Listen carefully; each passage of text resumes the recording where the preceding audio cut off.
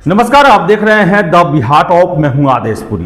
बात करेंगे हम इस वीडियो में जो तीनों लोग के सबसे बड़े गुरु हैं, गुरु घंटाल जी, उनके कथनी और करनी को लेकर। अब देखिए कि बिहार के मैक्सिमम जो प्रतियोगी परीक्षाओं के कैंडिडेट हैं वो किसी न किसी वजह से काफ़ी परेशान चल रहे हैं। सबसे पहले सबसे ताज़ा देख ले अगर हम, तो सिपाहियों की जो भर्ती होती है उसका बिहार के इतिहास का सबसे बड़ा परीक्षा हुआ।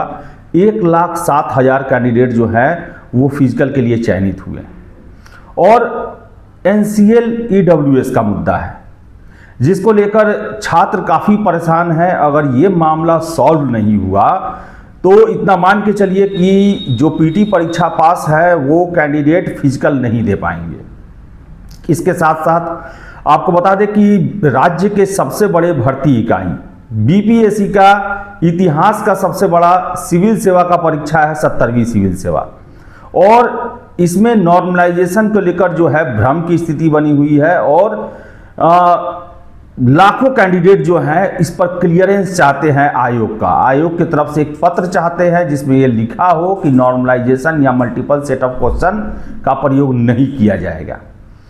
इसके साथ बता दें हम कि दरोगा सिपाही के कैंडिडेट जो हैं, और गुरु घंटाल जी ही बोलते हैं कि प्रश्न पत्र क्यों नहीं दिया जाता, दरोगा सिपाही और BSSC के एग्जामों में प्रश्न पत्र क्यों नहीं दिया जाता है, आंसर की क्यों नहीं दिया जाता है, कट ऑफ क्यों नहीं दिया जाता है, इसके कारण भी छात्र परेशान हैं। इसके साथ साथ BSSC का द्वितीय इंटर लेवल एग्जाम, ये एग्ज़ाम जो है 1 साल से परीक्षा का कोई ठौर ठिकाना नहीं है और छात्र जो हैं परेशान हैं। CGL 4 अभी तक नोटिफिकेशन नहीं आया, इसको लेकर भी छात्र परेशान हैं। लेकिन गुरु घंटाल जी जो हैं इन सभी मुद्दों पर मीडिया में तो खूब बोलते हैं, लेकिन जब बड़े बड़े नेताओं के साथ मुलाकात इनकी होती है, आखिर वहाँ क्या बात करते हैं ये, आखिर क्या बात करते हैं कि आज तक एक भी मामला सॉल्व नहीं करा पाए। शिक्षकों का ही मामला देख लें, ये मुख्यमंत्री के पास गए थे, बाहर निकल के जो है मीडियाबाजी किए, बोले कि डोमिसाइल पर बात किए हैं, रिजल्ट से पहले DV पर बात किए हैं, सप्लीमेंट्री रिजल्ट को लेकर, वेटिंग लिस्ट को लेकर जो है इन सब के बारे में छात्र जो हैं, जो शिक्षक के छात्र हैं, अभ्यर्थी हैं, वो न जाने कितने दिनों से इसके लिए धरना प्रदर्शन मांग कर रहे हैं।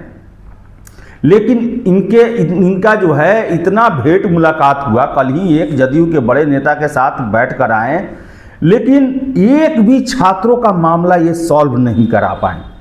तो आखिर ये मिलने किस लिए जाते हैं? अगर ये छात्रों के लिए प्रयास किए रहते तो चुटकी में NCL और EWS जो सिपाही आज रो रहे हैं, सिपाही कैंडिडेट, 1 मिनट में ये सॉल्व हो जाता। BPSC 1 मिनट में ये नोटिस जारी कर देती कि नॉर्मलाइजेशन हम नहीं करेंगे। सभी आयोग जो हैं वो क्वेश्चन बैंक आंसर की कट ऑफ बताने को तैयार रहती, एक रिजल्ट से पहले DV हो जाता। लेकिन ये सब कुछ नहीं हो रहा है। तो आखिर ये मिलने क्यों जा रहे हैं? अब 2 ही वजह हो सकता है। एक, ये जाते हैं मिलने, ये लोग इंटरटेन करते हैं लेकिन इनकी बात पर ध्यान नहीं देते हैं, कोई वैल्यू नहीं करते हैं इनका।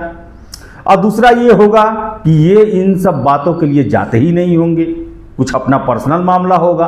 अब क्या वो मामला है यही जानते हैं, क्योंकि अगर देखा जाए तो जिस तरह इनके कसीदे में ट्वीट लिखा जाता है, इसका मतलब 1.5 घंटे ये मुलाकात कल किए हैं, इनकी बातों को सुना गया, 1.5 घंटा एक बड़ा नेता इनके साथ समय दिया तो इनका बात सुना होगा। लेकिन एक भी चीज जो छात्रों के लिए, ये कहते हैं कि हम छात्रों के लिए ही समर्पित हैं, और कौन है ये छात्र? सिपाही के जो आज छात्र परेशान हैं वो बिहार के ग्रामीण क्षेत्र के गरीब के बच्चे हैं। द्वितीय इंटर लेवल एग्जाम के जो कैंडिडेट है 25 लाख, वो कौन है? कौन कर्मचारी का फॉर्म डालता है? साधारण घर का बच्चा जो है, गरीब का बच्चा जनरली डालता है। दरोगा कौन देता है? लोअर मिडिल क्लास देता है। तो ये गरीब गरीब को जो बेचते हैं, गरीबी बेचते हैं, लेकिन जब ये नेताओं के पास जाते हैं जिनके हाथ में है कि ये इन छात्रों के लिए बहुत कुछ कर सकते हैं, आखिर एक भी आज तक इन छात्रों की मांगों को पूरा क्यों नहीं करवा पाए? क्यों मीडिया में आके बोलते हैं ये करना चाहिए, वो करना चाहिए? ये बात आप जाकर जो बड़े बड़े मंत्रियों से आप मिलते हैं, मुख्यमंत्री से मिलते हैं, वहां पर क्यों नहीं बोलते हैं?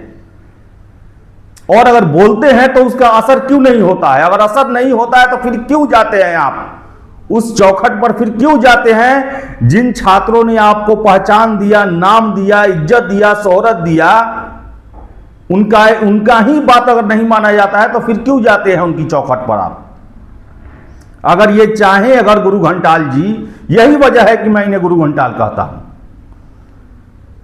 आईटी टीम बैठा हुआ है, 100 लोग का ड्यूटी लगा हुआ है कि कोई वीडियो हो उस पर एकदम वीडियो अपलोड नहीं हुआ 400 कमेंट डाल दो एकदम फेवर वाला।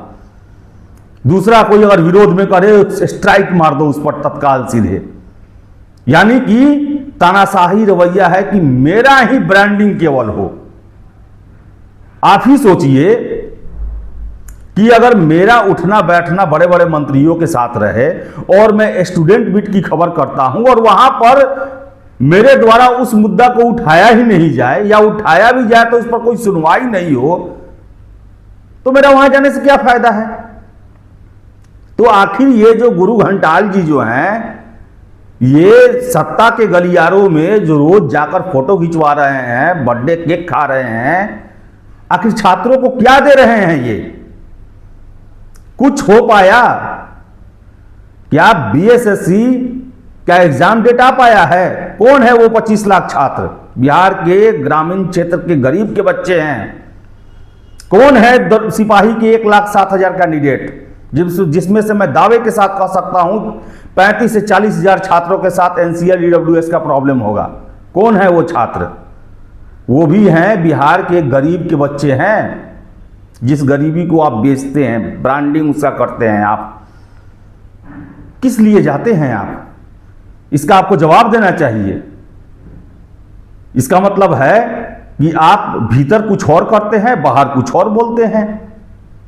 30 अक्टूबर को बीपीएससी में बैठक हुई, गनीमत कहिए कि उस दिन और भी शिक्षक गए थे जिन्होंने भीतर क्या हुआ बातचीत उसका वास्तविकता को बाहर रखा कि कैसे नॉर्मलाइजेशन को सपोर्ट करके चले आएंगे, राय दे के चले आए कि हाँ कीजिए, अच्छा है, क्वेश्चन आउट नहीं होगा। और बाहर में बोल रहे हैं कि नहीं, नॉर्मलाइजेशन गलत है, 2 बार आयोग का चक्कर काट के चले आए। तो ऐसे लोग जो हैं भीतर कुछ और बाहर कुछ और, जो दिखता है वो है नहीं, जो है वो दिखते नहीं। और खेल इनका लोग अब समझने लगा है क्या है।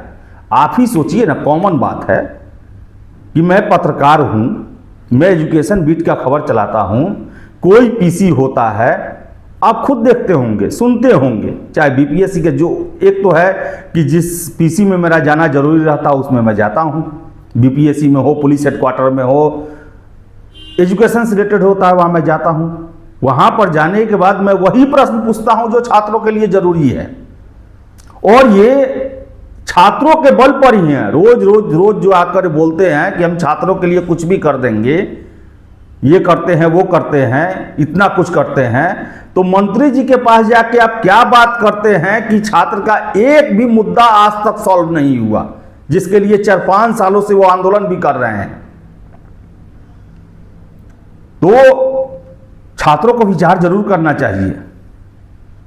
और जो छात्र आज परेशान हैं सिपाही के एनसीएल ईडब्ल्यूएस के लिए और बीपीएससी के नॉर्मलाइजेशन को लेकर परेशान हैं, उन्हें पूछना चाहिए इनसे कि आप इतने बड़े बड़े नेताओं के पास, जिनके हाथ में छात्रों की सारी समस्याओं को सॉल्व करने की क्षमता है, शक्ति है, आखिर वो क्यों नहीं कर रहे हैं ये सब काम? अब 2 ही कारण हो सकता है, या तो ये जाते होंगे किसी और काम के लिए और बाहर में आके बोलते होंगे छात्रों के लिए, या फिर इनका कोई वैल्यू नहीं है, इनकी बातों में कोई दम नहीं है, बस फोटो खिंचवा लिए, उनके बाद टाटा बाय बाय कर दिए बाहर। दुर्भाग्य है, दुर्भाग्य है।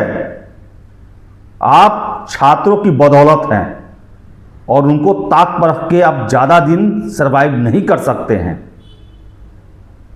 इस चीज़ को ध्यान में रखें। और छात्र जिस आज मानसिक और आर्थिक शारीरिक दृष्टि से परेशान हो रहे हैं उनको आप सॉल्व कर सकते हैं, क्योंकि आपका पहुंच वैसे वैसे जगहों पर है जहां से छात्रों की सारी समस्याएं समाप्त की जा सकती है, आराम से चुटकियों में समाप्त की जा सकती है। तो गुजारिश है अब से कम कुछ छात्रों के लिए भी कर दें। आप अगली बार जब भी मिलने जाएं वहाँ NCL EWS का मुद्दा उठा दें, नॉर्मलाइजेशन को लेकर मुद्दा उठा दें। क्वेश्चन पेपर ये सब जो है बिहार दरोगा सिपाही में नहीं दिया जाता है, कट ऑफ नहीं बताया जाता है, उसके लिए भी थोड़ा सा बात कर लें समय निकाल के। और यही वजह है कि ऐसे लोगों को गुरु घंटाल ही मैं कहता हूँ। आप क्या कहना चाहेंगे कमेंट बॉक्स में ज़रूर बताएं। फिलहाल इस वीडियो में इतना ही। बहुत बहुत धन्यवाद।